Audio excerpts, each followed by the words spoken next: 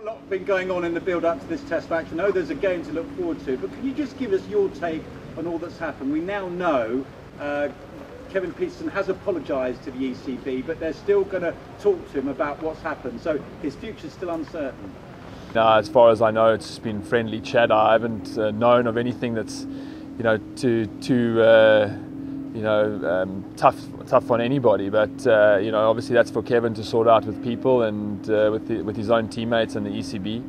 And as far as I know, we're pretty clear and focused on the next 5 days. So as far as you're concerned then, as far as you know then, it's just been a bit of banter between Kevin and some mates that he has got in the South African dressing room? Yeah, I mean, it's not something that has even been discussed fully in our dressing room.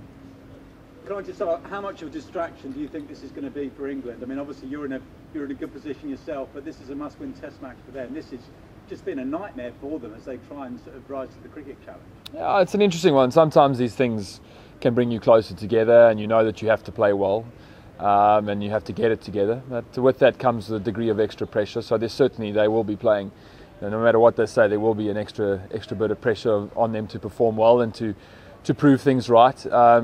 And I think that sometimes can bring the best out of people, or it can't, and that's going to only sort of play itself out in the next 5 days. And our focus has really just been on what we've tried to achieve throughout this series, and that's creating as much pressure on England cricketers through playing good cricket, through performing our skills well, and really I think we've shown that we've stayed away from the rubbish. We haven't got involved in too many things on the field. We've just really focused on our cricket, and we know that that's what we've come here to do, and that will speak the loudest at the end of the day.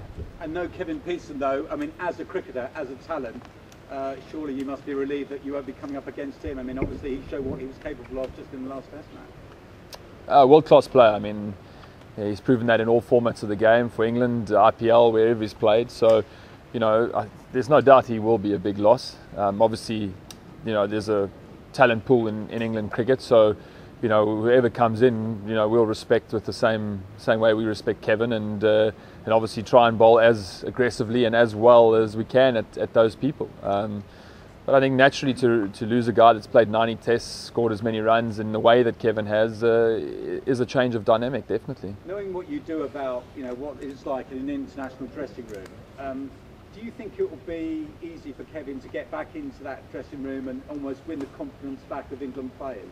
You know what the pressure's like in that situation. Yeah, look, it's very difficult for me to understand the type of dressing room that England has. If I was speaking from a South African perspective, I have intricate knowledge of our change room and the type of people that we have in that change room, and it's very. I'd be guessing if I told you how it would be. Maybe they operate on those sort of relationships in there. I don't know. So. Those are things that I think Andrew and his teammates would be best to tell you. I really can't offer any insight on that.